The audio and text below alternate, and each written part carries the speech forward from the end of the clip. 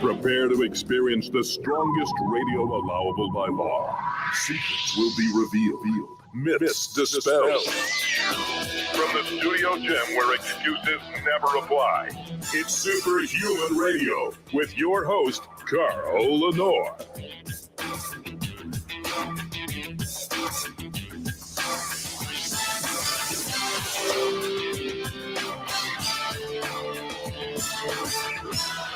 Hey, welcome back to Superhuman Radio. This is another installment of the real anti-aging series. I'm like everybody else. I'm more part of the audience than I am the host. When you look at the things I think about and the things I want to do with myself. I'm 64 years old. I'm stepping into a new chapter of business, and I'm going to probably be at the new company for about 5 years. And then I want to sell and get off and really do what retirement for me implies, which is lay on the beach every day. But I got to stay healthy. And, I'm 64 years old. I'm feeling 64 sometimes. I have my ailments that challenge me. And I caught myself about a year and a half, 2 years ago, saying I would do anything to be young again. I forget what I was looking at, and I was thinking, man, I wish I was young again. I'd do anything to be young again. And I'm sure some of you have said this in your head. Man, I'd do anything to be 24 again, or 35, or even 40. But would you really do anything? Like if you were given a plan laid out in front of you, that these are the things you have to do to truly reverse biological aging, would you really do it? What if it's a lot of work? I tend to believe people won't. That's why these companies that hawk supplements like NAD+, even peptides, right? I mean, peptides are magic. They really do things, but they don't do things if the things that are breaking you down are present still. Strong drugs like rapamycin, sure, they get rid of senescent cells, but have you seen people? Look, I took rapamycin for a few years, twice a month. I didn't get younger. I didn't see anything. My body didn't change. In fact, I still feel like I've aged over that same 3 years. Really reversing aging we're talking about addressing numerous systems in the body that all contribute to aging. My friend Aubrey de Grey was on this show several years ago, a couple times, and defending his mitochondrial theory of aging. And I told him then I didn't believe it. It doesn't make sense. Why would exercising make you older faster? Because that's what he believes, because it spins off oxidative stress. There are ways to mitigate oxidative stress. And exercising makes you stronger. And really, there's good evidence that it's the only thing that has been shown in studies to increase the longevity of humans, not rodents, not C. elegans, not yeast, humans, is the noble pursuit of strength and muscle. But the medical orthodoxy really pretty much ignores it. So would you really do anything it takes to reverse aging? The first thing you have to do is you have to remove the insults. If any of the therapies, the valuable therapies, are to work, you must get the junk out. Using these therapies before you address what it is that's stored in your tissue that's contributing to the breakdown of systems and organs, the nervous system, the vascular system, you must get that stuff fixed first. Not addressing it, excuse me, I had a belch. Not addressing it is like going out to the paint store and buying cans of paint to paint the living room your favorite color while the house is on fire. No, you got to put the fire out first. Then you can redecorate and remodel. So the early phases of this series will be putting the fire out in your body, getting the trash out in your body. And today we're going to talk about intravenous chelation therapy with Dr. Suzanne Turner. And it's fascinating stuff, and it's not discussed often enough by doctors. In fact, most mainstream doctors either don't know about it or they think it's voodoo. Most mainstream doctors like, oh, chelation therapy, yeah, it doesn't do anything. But it does. And there's a body of evidence that it does, and we're going to talk about that today. Before we get started, we have to thank our title sponsor, and that's Legendary Foods. We will have new images of the sweet rolls. We have promoted the tasty pastry for a couple years. It's a great snack with less than 1 gram of sugar, 4 to 5 net carbs, and 20 grams of high quality protein. But the tasty pastry is stands in the shadow of the sweet rolls. The sweet rolls come in 3 flavors: cinnamon, chocolate, and berry. The cinnamon tastes like a legit Cinnabon. Like you'll swear you're eating a Cinnabon. That's how delicious they are. Go check them out. Go to shrnetwork.biz/legendary. Use the code SHR10 to save 10% off. And that way they know that I sent you there. Now, without any further delay, Dr. Suzanne Turner, how are you? I'm great. Great to see you, Carl. So, you are a forward-leaning physician who not only works hard to always be up on the new science, which you do, like most physicians don't. They stop learning, or they have continuing education, but it's not the same stuff. But you also teach physicians. Right. I've always wondered this. Why don't more physicians do this with their practices? Why don't they just wait for the girl from the pharmaceutical company to come in and say, hand them samples and give these to your patients and roll with it? They don't really strive to use the tools that they were endowed with in college to learn more. Why don't they do it? That's a big question, Carl. I think it goes back to my general belief about the way we do medical education in general. First of all, it's supported by the pharmaceutical companies.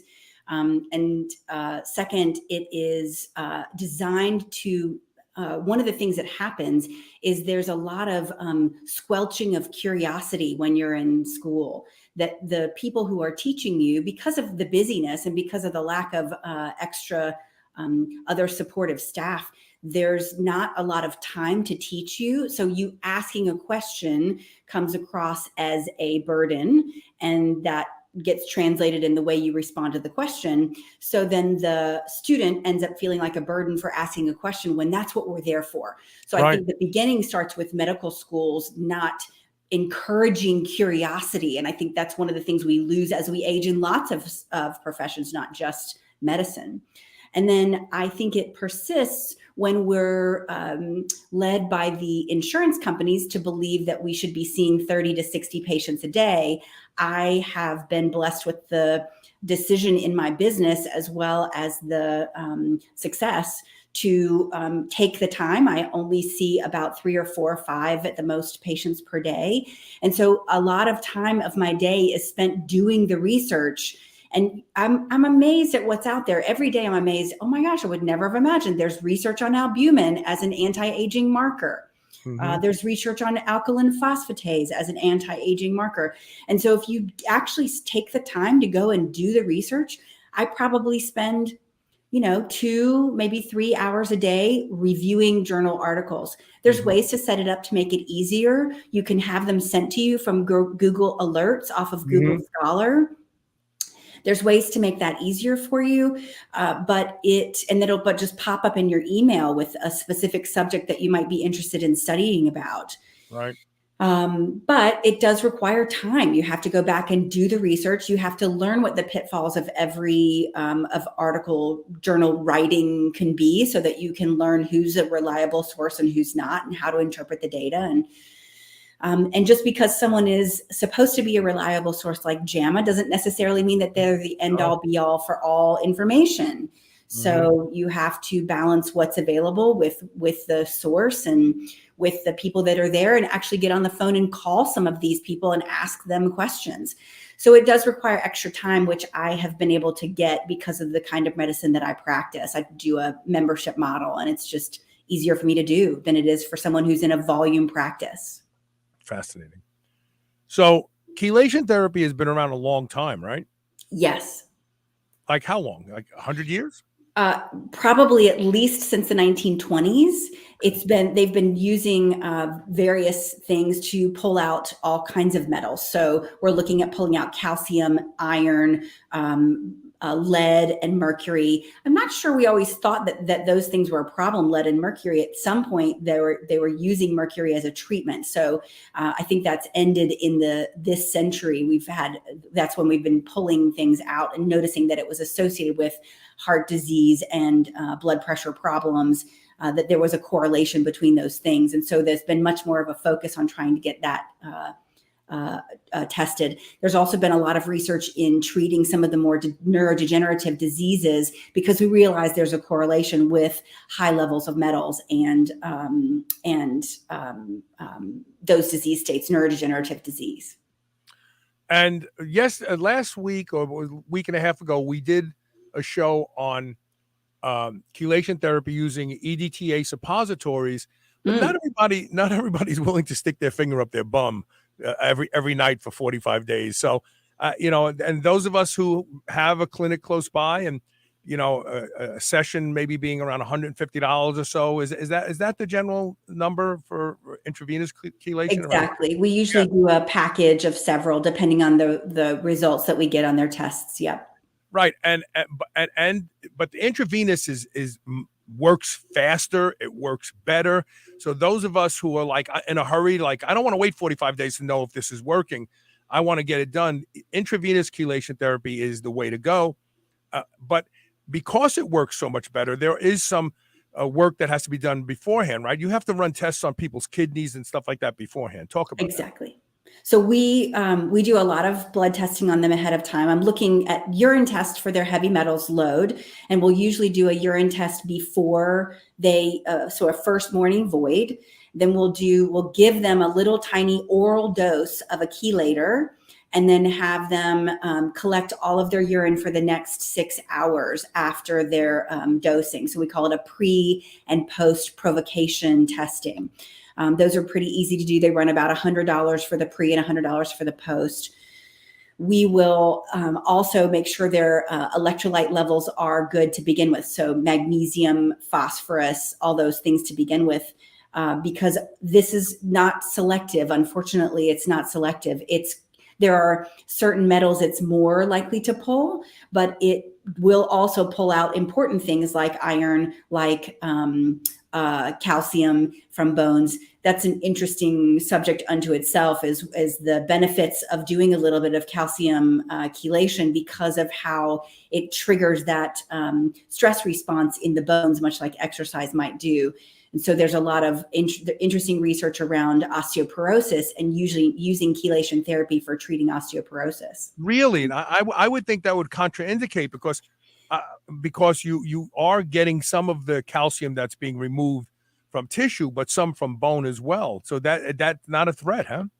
Well, there's some interesting research. There's some interesting research on both sides, but there is some interesting research on that because you are producing a stressor to the bone, it increases the production or increases the osteoblast activity, which is going to cause more laying down of bone.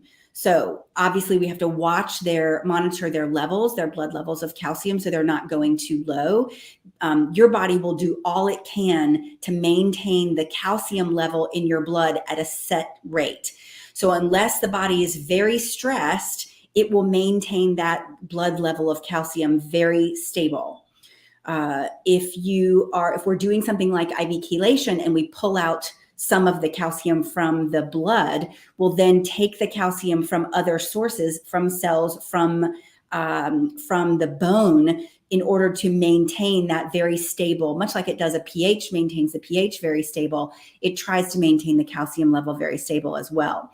So if that's happening and we're also pulling out of bone, you're now creating a small stressor to the bone, which will trigger osteoblast activity. So it's not something I'm using currently for osteoporosis. I have way more things like oxytocin and BPC that work great. So I'm not using chelation therapy for osteoporosis, but there is some interesting preliminary research on using it for that. So is it wise to supplement with minerals, with electrolytes. Obviously, if you're eating a high protein diet, you're getting a lot of phosphorus in your protein, right? Am I right about that, or that? Exactly. But I mean, is it wise to take? If I don't, so I want to provoke the calcium to come out of tissue, because I have taken high doses of vitamin D for decades, and I always assumed that I was getting enough K2 from my diet, and I may have, but I wonder sometimes if some of the issues that I have is actually the calcification of tissue. Right.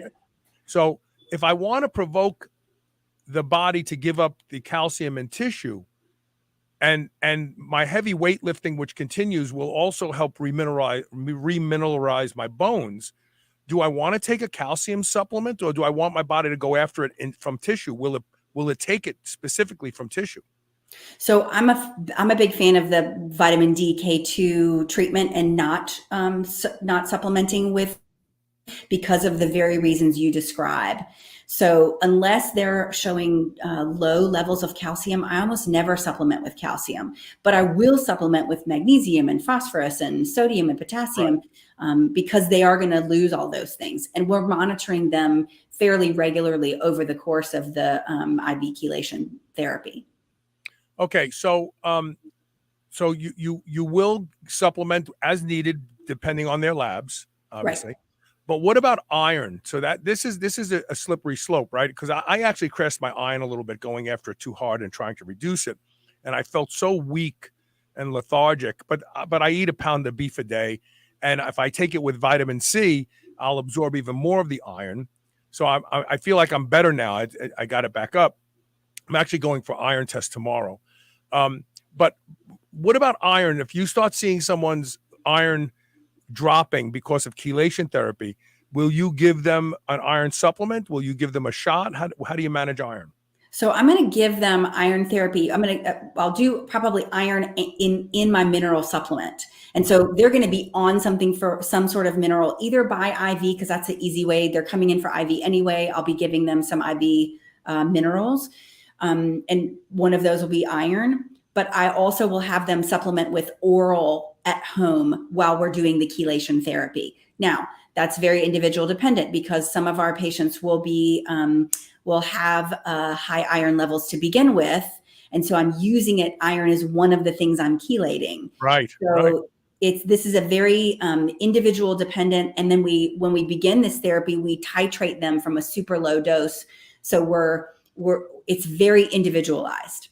This is why one of those big study like the TACT trial is so interesting, because it was sort of a group across the board treatment of a disease state, like you would use a drug, but it's not really that way. This is something that you would uniquely use in an individual patient, individually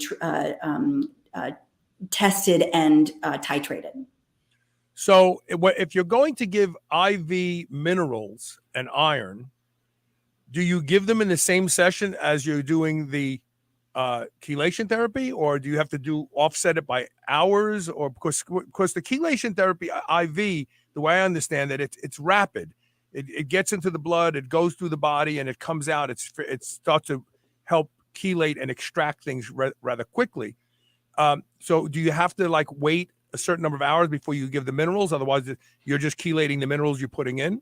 You got it. Exactly. So we will usually do that on a separate day. So in an ideal world, they would come in 2 days in a week. One would be for the chelation, one would be for the repletion.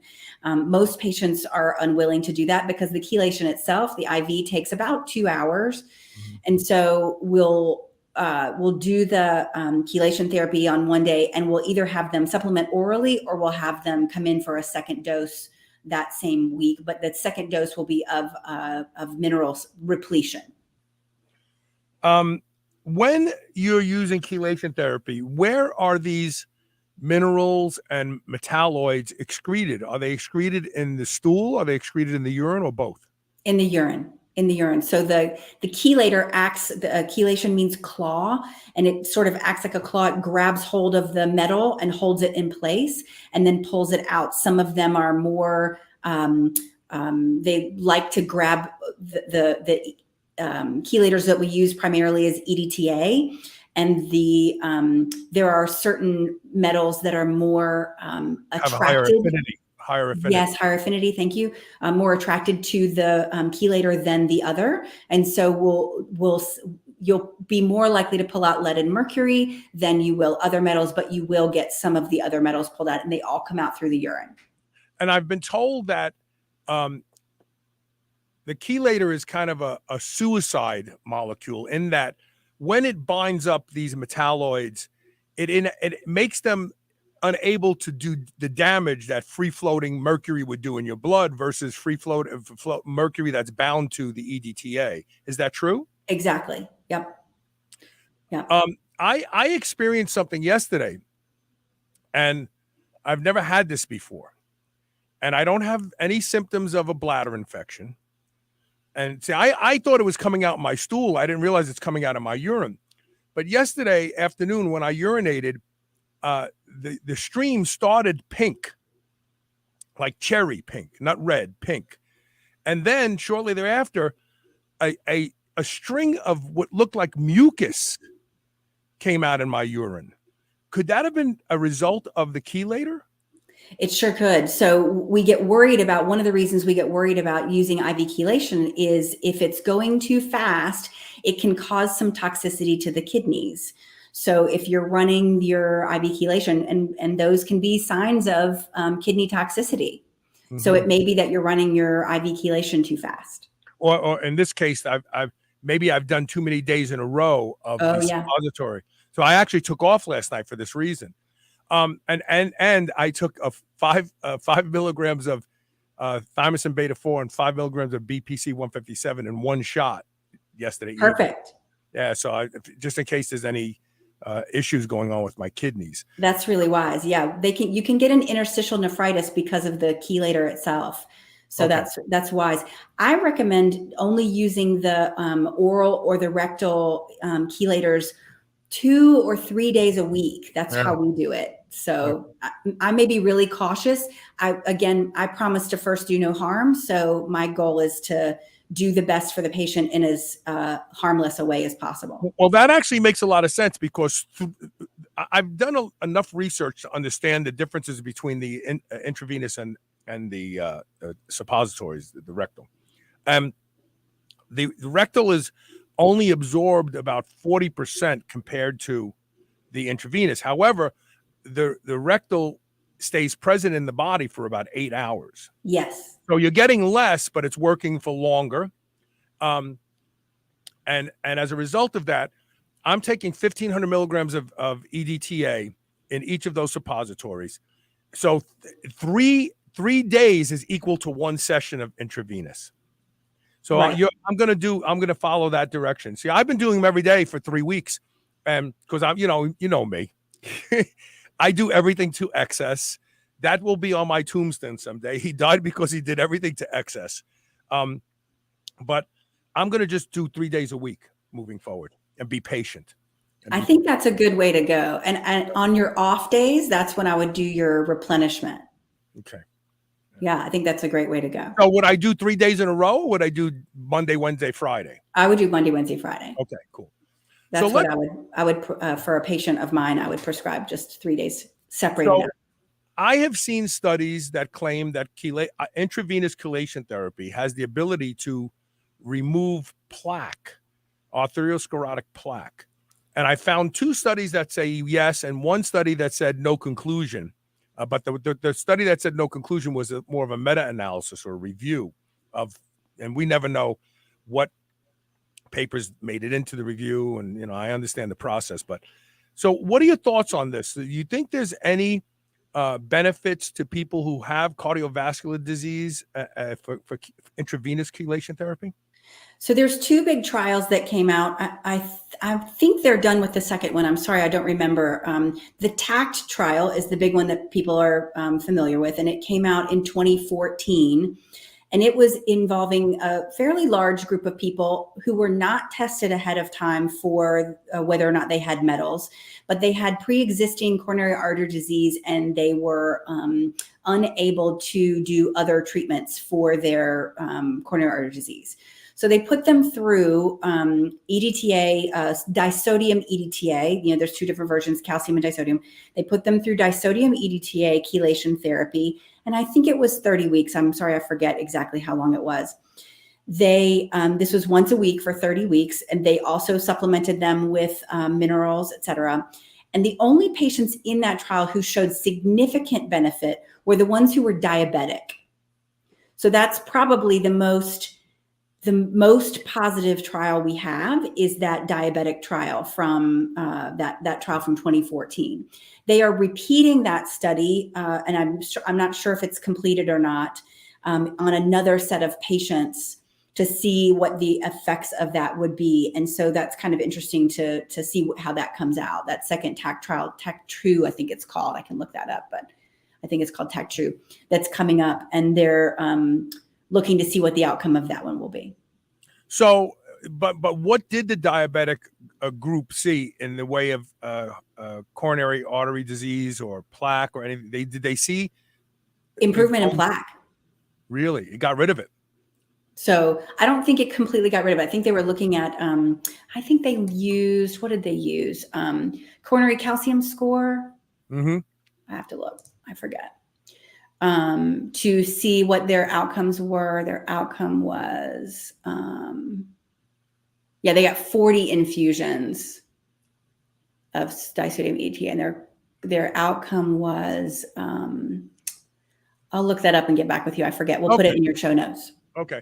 So, what are the general things that people see when they do a full round? And, if it's 20 weeks, once a week or whatever, what are the general things that you start to see in your patients when they go after? And obviously we don't know, is it the mercury? Is it the lead? You're testing ahead of time, so you have an idea.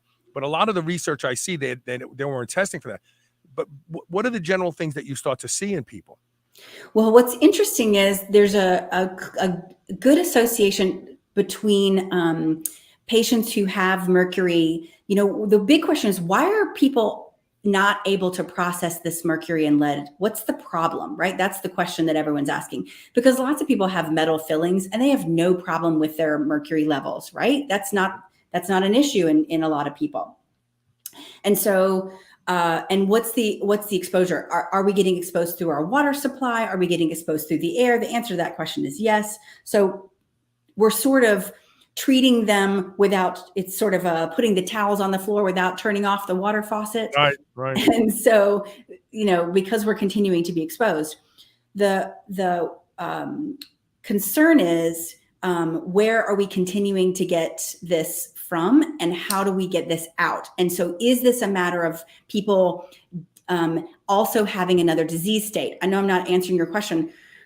What I'm seeing is we're finding people who are not responding to the IV chelation, right, and saying there's something else going on with this patient that is keeping them from responding. So like two steps forward, one step back. Yes. Yeah. We get a lot of referrals from the local dentist, who's a holistic dentist, to help with chelating mercury from their dental fillings.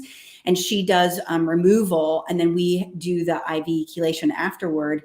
And sometimes these patients, even though they've had chelation, will have difficulty with getting clear of their source. And so there's a couple of things we look at. Obviously, we're going to look at their environment, and there are some specialists around who look at people's homes for what's the environmental load. Is there a exposure? But they also will look at I will look at what's going on with their liver, what's going on with their oxidative stress. Do they have an 8-HDG level that's high, and we're talking about DNA damage that's caused? Is there something else that's going on and we need to work on their oxidative stress? Or are we dealing with a continuing source?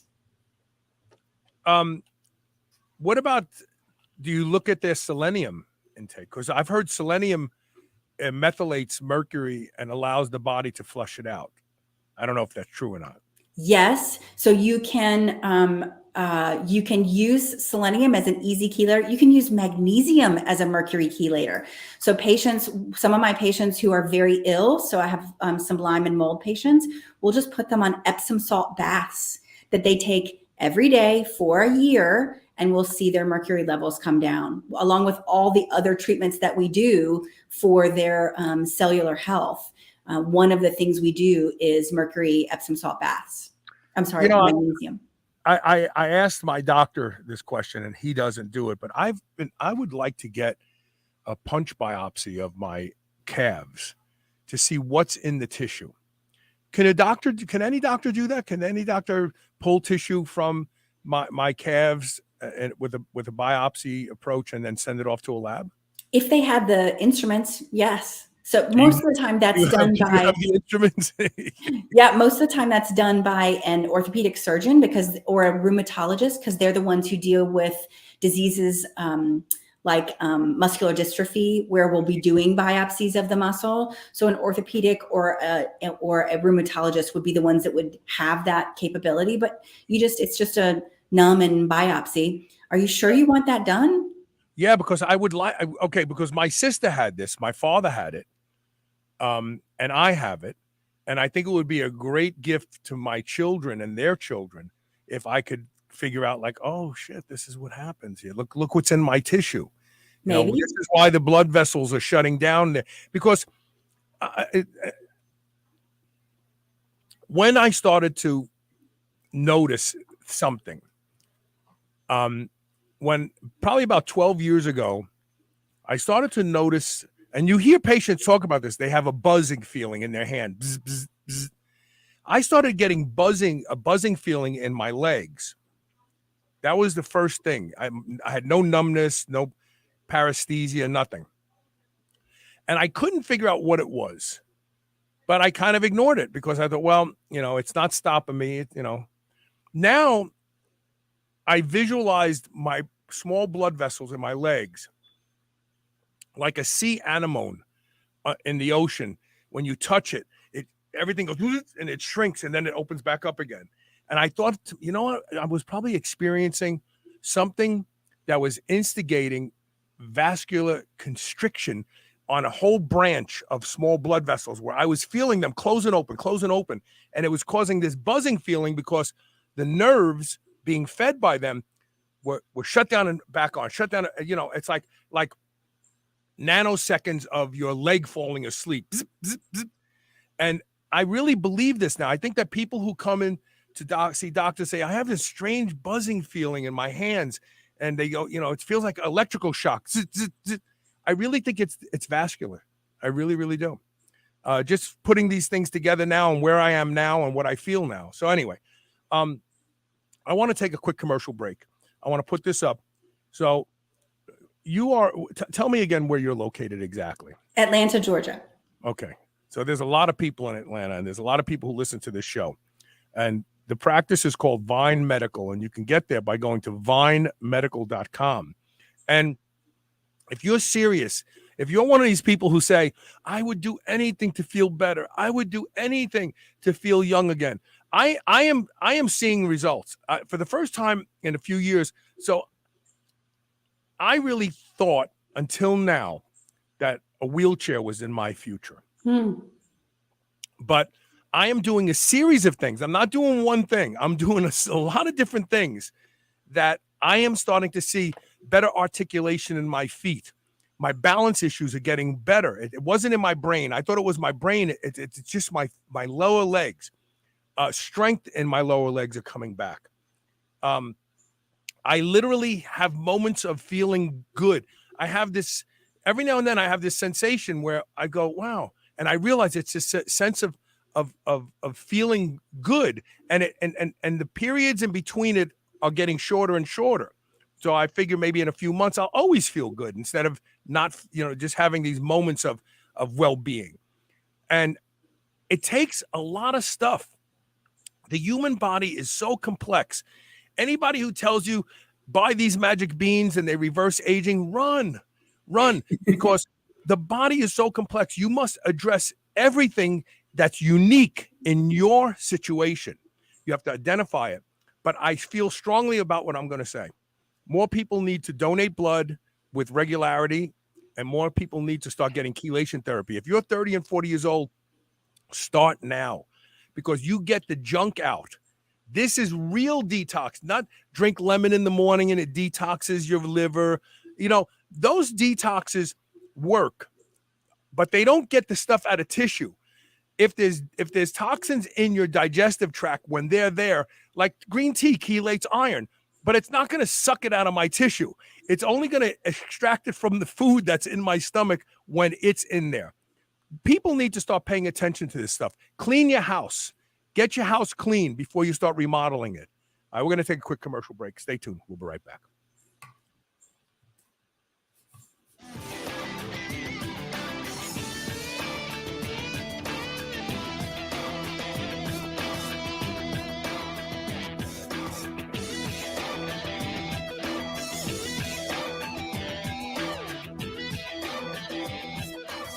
Dogs should be powered by fat and protein, not carbs. That's why Visionary Pet makes low-carb, ketogenic dog food for dogs of all breeds and life stages. From kibble to freeze-dried and even low-carb treats, all Visionary Pet recipes are very low-carb, ketogenic, and made with 100% real meat protein. Shop now and use code SHR for 20% off your first order today. Your dog deserves the lifelong benefits of optimal nutrition. Make the switch to Visionary and see why smart dogs eat low carb. I would easily say that I am the hugest proponent you will ever meet to doing anything that will improve the quality of my sleep. And that's because sleep is linked to just about every metabolic disorder we see in our population today. One of the easiest things you can do to improve the quality of your sleep is to get a pillow that can be shaped into the exact form factor that allows you to get your best night's sleep. And that is My Pillow. I've been sleeping with My Pillow for a few years now, and I can tell you that when I have to travel and stay in hotels, I don't get a good night's sleep because I don't have My Pillow with me. Right now, you can save up to 60% off of everything offered to improve the quality of your sleep at shrnetwork.biz/mypillow when you use the code SHR. Or you can call toll-free 800-889-4938. And remember to use code SHR to save up to 60% off of everything at their website. There have been no real breakthroughs in resistance training for over 200 years. Whether it's pulleys or free weight, they all depend on gravity and the angles associated with gravity's effect directly on the weight. All of that has changed with the ARX machine. ARX stands for adaptive resistance. The ARX machine uses a 25 horsepower motor. You are literally fighting against a 25 horsepower motor. So every single rep is your 1 rep maximum at that moment in time. But ARX leverages another technique that has been known to produce rapid muscle gains and strength. And that is it leverages the eccentric or negative portion of the rep, which completely blows every other exercise and resistance training product out of the water. Go to shrnetwork.biz/ARX and discover the future of resistance training. Remember those rectangular toaster pastries you used to love when you were a kid? Well, Legendary Foods has just made them better. The new cake-style tasty pastry is like nothing you've ever had before. With 20 grams of high-quality protein and less than 1 gram of sugar, you'll feel like you're cheating, but you're not. Go to shrnetwork.biz/legendary and use the code SHR10 to save 10% off your purchase of tasty pastries. Now available in cookies and cream, red velvet cake, birthday cake, blueberry, strawberry, brown sugar cinnamon, and hot fudge sundae. Go to shrnetwork.biz/legendary and use code SHR10 today. This is the Superhuman Channel. Evolution just got kicked up a notch.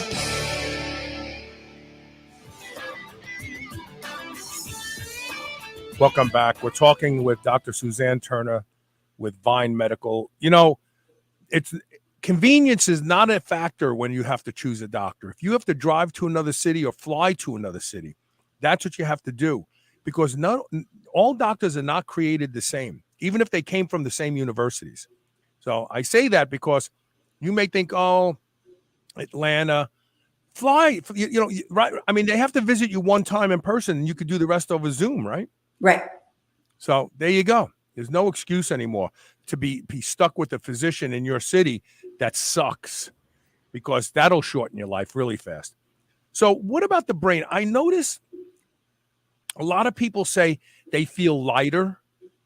And I do. I feel lighter, but I feel like my memory is for the past couple of years, my memory has been stopping. It's like I have words at the tip of my tongue. I can't pull them out. And that's my stock and trade. You know what I mean? I've done almost 3,000 shows, and recalling shows from the past contributes to the shows that I do now. I noticed that I feel like my brain is free flowing all of a sudden. Does EDTA make it into the brain? And if so, can it chelate what's in the brain? Well, it's only in the blood, but it certainly can chelate what's there, which will then draw those things out of the brain. So you're sort of substituting one for the other. What we know is that all the metals will bind to proteins in your tissue. And based on their affinity for various things, they will leave that place and go to a place where they have a higher affinity. So if I am pulling it out of one area, it's going to draw the ones out of the tissue into that area, into the gap. Like gradients. Yeah, right? Gradients, they call it. You got it. Exactly. Yeah. Exactly. What about DMSA? What is it good for? Why don't doctors use it as aggressively as EDTA? Number one, it smells awful, and your whole office smells so bad.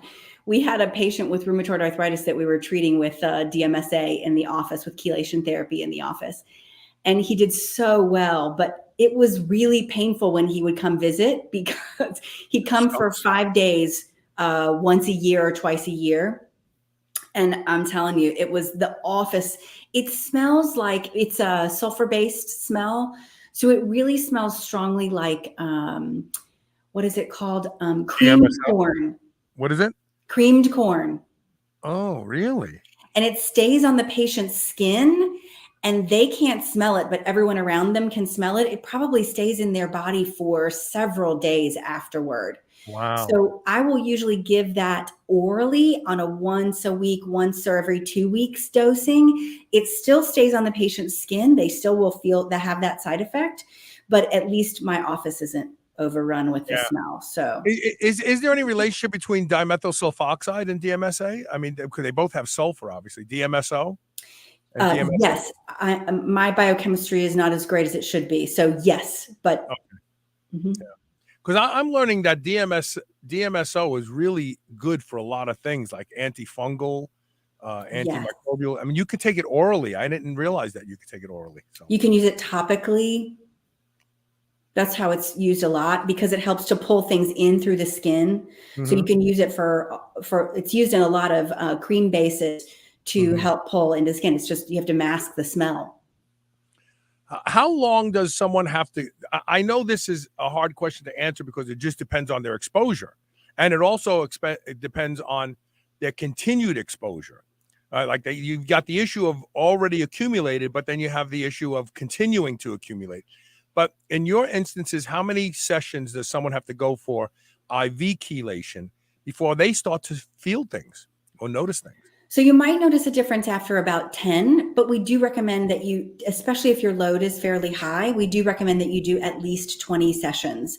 And that's weekly and for about 2 hours, sometimes 3, depending on how the kidneys respond to it.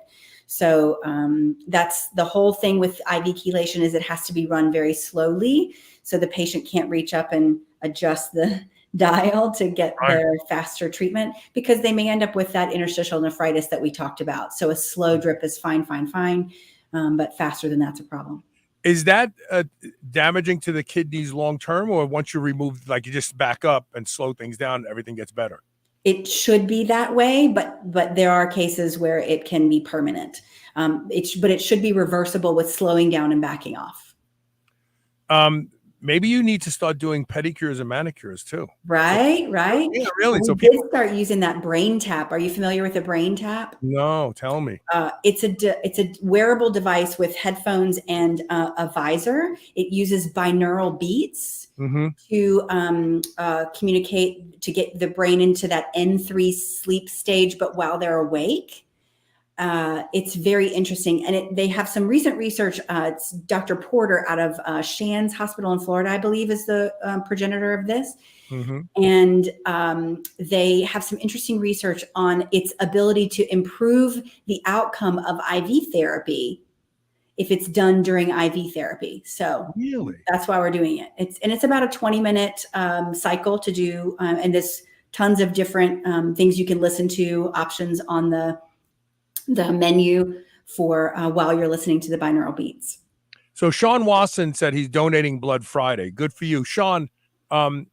you also got the suppositories around the same time I did.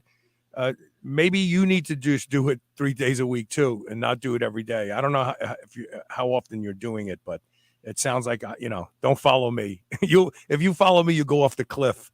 So there you go. Craig Hollander says, what about DMPS, which has no odor or side effects? Is DMPS also a chelating agent? It is. I haven't used DMPS, so tell me more about it, Craig. Yeah, so post something else. Craig's brilliant. Everybody in my audience is brilliant. Let's see here. And then one more. The Sensate device would be an interesting one to have them do as well. What is that? Do you know what the Sensate device is? I don't know that. Oh, now you got to see. Sean, you're going to have to post follow-ups now. I need to back off. I've had the same problem going crazy with stuff sometimes. Yeah, we go too deep too fast, and that's just the nature of men. I think men are like that. Women are more cautious. Let's just go slow. Men are like, no, come on, let's just get in there. Get it done. Yeah, get it done. So do you feel anything? Like, I remember when I got a Myers cocktail one time, I felt warm. Do you feel anything when you're getting chelation therapy intravenously? Most people tell me no. Occasionally, people will get a sort of euphoric sense afterward. And then, of course, if you're treating patients who have chronic inflammatory response syndrome, you may trigger a Herxheimer reaction. So you just want to be aware of those patients. And we start with a low dose anyway, and titrate them up. So most of the time, you're not going to have that problem, but it certainly could trigger a Herxheimer because we know that mercury is associated with a lot of bacterial and fungal infections. DMPS is a fantastic mercury chelator. So it's another one. So what role do metalloids, if I'm pronouncing it right, like mercury, play in gut dysfunction? And any correlation, high mercury loads, you see certain signatures of digestive issues, and one in particular that apparently is in epidemic proportion is laryngeal reflux disorder or silent GERD. Yes, where they're getting the coughing. Mm-hmm. Well, I have it.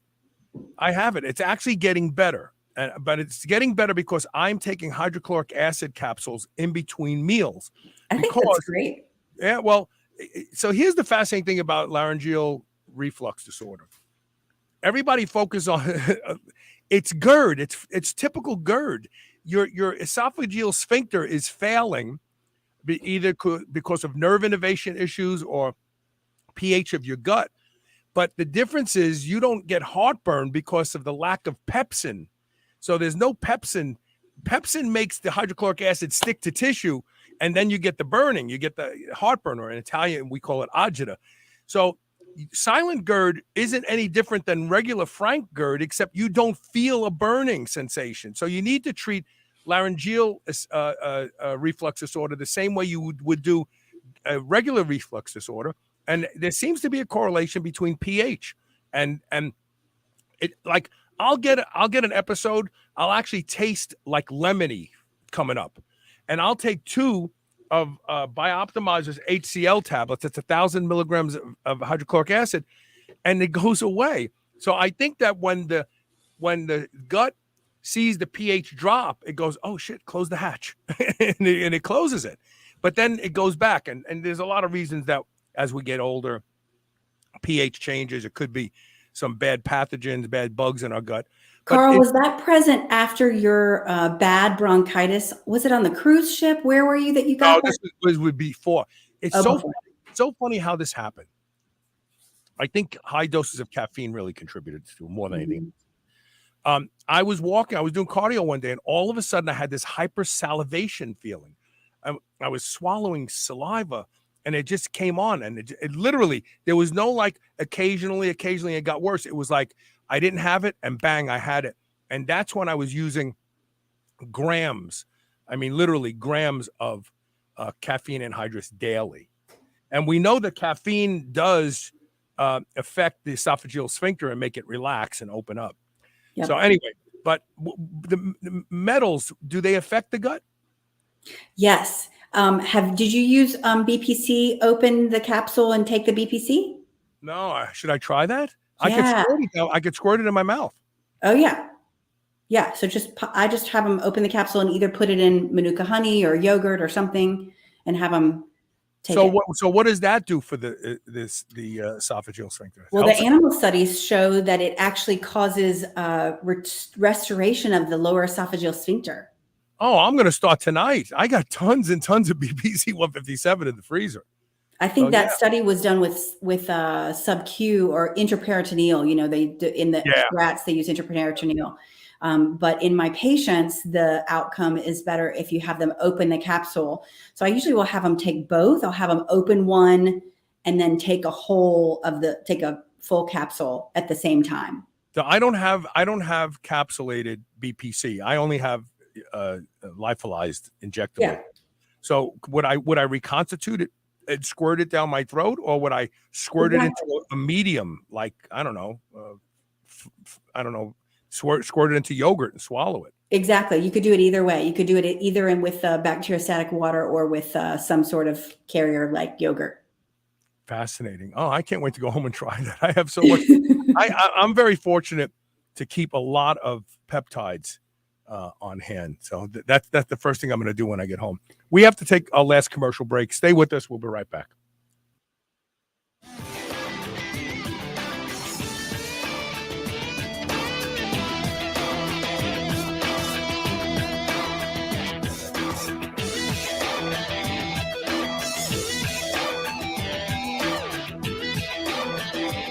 Merrick Health is a premium telehealth platform that connects customers with partnered providers from the comfort of your home. Merrick provides concierge service with your very own patient care provider as your health advocate. You'll go over all your needs and goals, from improving sexual function, hair loss prevention, increased muscle, fat loss, and overall improved performance. Prescribed treatment options can be ordered and shipped directly to you if you meet the requirements. All from the comfort of your home. Go to shrnetwork.biz/Merrick Health. That's MAREKHEALTH and order your comprehensives and get 10% off with code SHR. Don't forget to add the lab analysis to have results reviewed with potential over-the-counter supplements or treatment recommendations. That's shrnetwork.biz/Merrick Health and use code SHR at checkout. Or order your own desired labs with code SHR and get 10% off your first lab order. P3OM from Bioptimizers is a patented prebiotic and probiotic supplement with Lactobacillus plantarum OM. It has now been upgraded to P3OM 2.0 with the addition of a superfood formulation that makes it 2 times stronger, as well as optimizes L. plantarum's strength. So it's more powerful than ever, which means that not only will it help you completely digest all animal proteins, it also reduces cortisol, causes deep relaxation and better sleep, and reduces stress. Go to shrnetwork.biz/P3-OM today and use the code SHR10 to save 10% off. There are lots of concerns about food supply today. That's why you need White Oak Pastures. White Oak Pastures will deliver food right to your doorstep. You don't even have to go out and be disappointed by shopping in grocery stores. The finest beef, pork, lamb,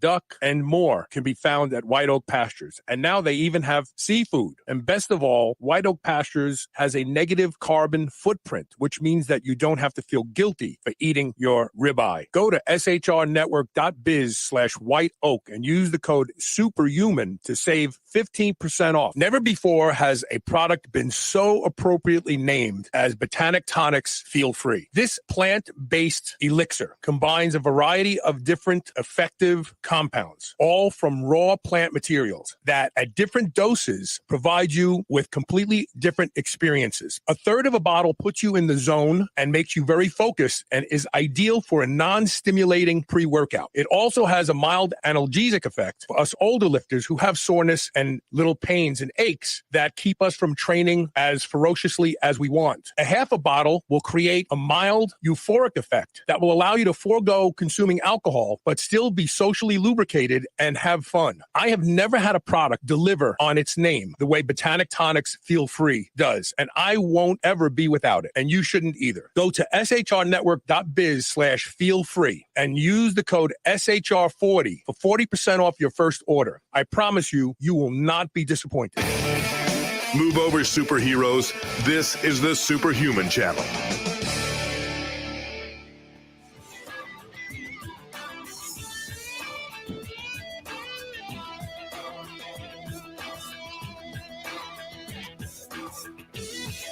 Welcome back. I got to do a little shameless pimping here. If you are a certified accredited investor under the 506C category from the SEC, I have an investment for you to check out. Gunleash is going to revolutionize gun safety in 2023. We have an angel fund open right now. We're still accepting investors. The investment is very low. You can get in, and that the investment opportunity is going to close up in January because we're going to go crowdfunding instead. Email me at onair@superhumanradio.net, and I'll be happy to give you all of the details. And you may be interested, you may not, but you'll find out. Okay, thank you for that. So one of the fascinating things I found out about the chelation EDTA suppositories was a study that showed it actually reversed prostatitis. Prostatitis, see, I got the cough. Prostatitis has always been ascribed to be a fungal infection, and most men find no relief. But this one study showed like 100% relief. Any magical things, unexpected things seen in intravenous chelation therapy like that? Excuse me. This is the silent GERD. Okay, that's it. No, I think you're right on. I'm not sure it's exclusively a yeast candidal infection. I think there is some evidence of it being related to bacterial as well, fungal. So I think that the best way to treat that would be to go to do a rectal treatment. We often will do ozone therapy with those patients too. So with a rectal ozone, I think that's a great way to go. Also, you see a lot of good results with ozone therapy. Mm-hmm. Yeah, great results. Yeah. What is it that ozone does? Does it kill? Does it sanitize? What does it do?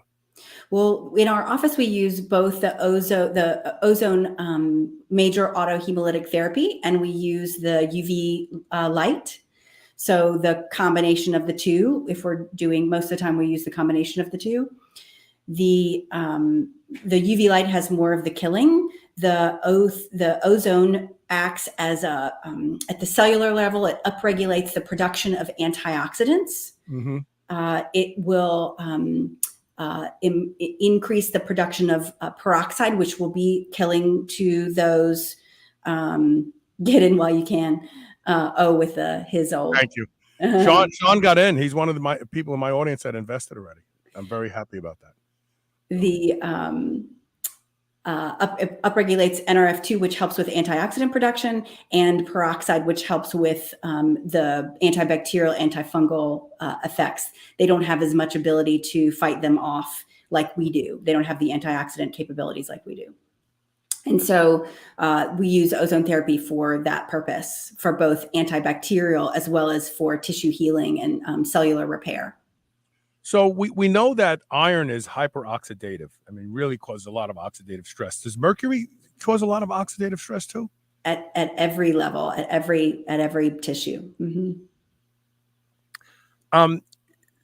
When do you know that you've gotten the metalloids and especially mercury out of somebody's body? When you test again and again and you go, there's nothing coming back? Or right. is it possible for it to hide in tissue? Absolutely, especially lead. So that's going to hide in bones. So we'll often see that begin to leach out as people develop osteoporosis in their older years. So it's fine. I want it to stay in their bones. So there's some question about, am I doing more harm by doing chelation therapy because I'm pulling this out of their bones, which was perfectly fine and not causing them any problems in their bones. It's like the virus vault. Exactly. So that's the big question. And do we need to do something? Do we need to leave well enough alone? So the patient selection is really important when you're ahead of time. So would it be a reckless statement of mine to say to people, everyone, if you're over 40 years old, should look into chelation therapy? Intravenous is probably the best and fastest. If you can't do that, then obviously you can do the suppository. But you think it's a good idea for everybody to try it? I think if chelation, obviously, I'm not sure it's for everybody, but I think everyone should look into it with a doctor who is trained in how to dose it and treat it, use it.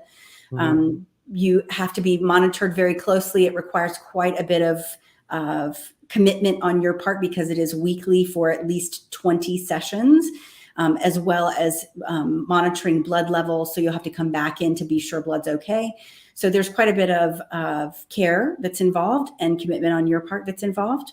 But I think there is something to be said for everyone should look into that as an option, as a potential. What disease states do you see it having the greatest effect? Like, what about fibromyalgia, neuropathy, stuff like that? Do you see success with those patients? Yes, if they have high mercury levels. So there's lots of reasons why people have those disease states, and mercury or lead or cadmium or thallium are just one of the reasons. Can you have low mercury levels in blood, but yet have high mercury levels in tissue? Absolutely. So we usually test in urine, which is a pretty close measure of, urine is a marker of, it's a product of a tissue. So it's the best marker we have, or one of the best markers that we have for that. So I'll usually check in both, in blood and in urine. And people who undergo 20 weeks, do you hear them say, man, I feel so good after doing this? Do they say that? In some cases, usually if you're younger, you'll see a difference. Again, in that study, the outcome of that study that we mentioned earlier was looking for time to next heart attack, time to hospitalization for heart disease, time to other cardiovascular things like stroke. And it was delayed in those patients versus the patients who had not received the 40 weeks of chelation therapy. So the prolongation of time is present. I think that's what we'll mostly see, is that patients will be longer before they get ill. So that's what we're trying to accomplish with everyone is I want you to have as many well days as possible so you can build amazing empires like Superhuman Radio. Yeah. I'll be off the air in 2 years. I sad, but true. Listen, this has been fascinating. Again, I want to put this up for those of you who can get to Atlanta, see Dr. Turner, go to vinemedical.com to learn more. You only have to see her in person one time, and then after that, you could do everything by Zoom. And look into chelation therapy. I just from the standpoint of what we're learning about blood, parabiosis, plasmapheresis, regular donate. There's a study out there that shows that regular blood donors all-cause mortality, whether they have diabetes, whether they don't, 15% reduction in all-cause mortality across populations. That's great. People buy supplements that and spend money, and they'll pay you to donate blood if you go to the right places. So these are things that you have to do when you say to yourself, I'd give anything to feel better. And these are the things you have to do. You have to investigate these things. Don't just look for a pill, because the pill isn't going to work unless you get the gunk out of your body. Thanks for being here today, Dr. Turner. Thank you, Carl. Always a pleasure. And I'm going home and putting BCP 157 down my throat. That's why I'm out of the office right now. All right, we'll talk to you soon. Take care. See you soon. And then tomorrow, Mike Nelson's coming on to talk about training. Of course, training is anti-aging.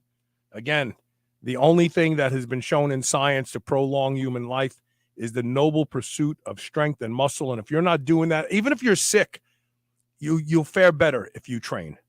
All right, we'll see you tomorrow with more Superhuman Radio. Thanks for being here. And don't forget, share the show. Share the show. See you tomorrow.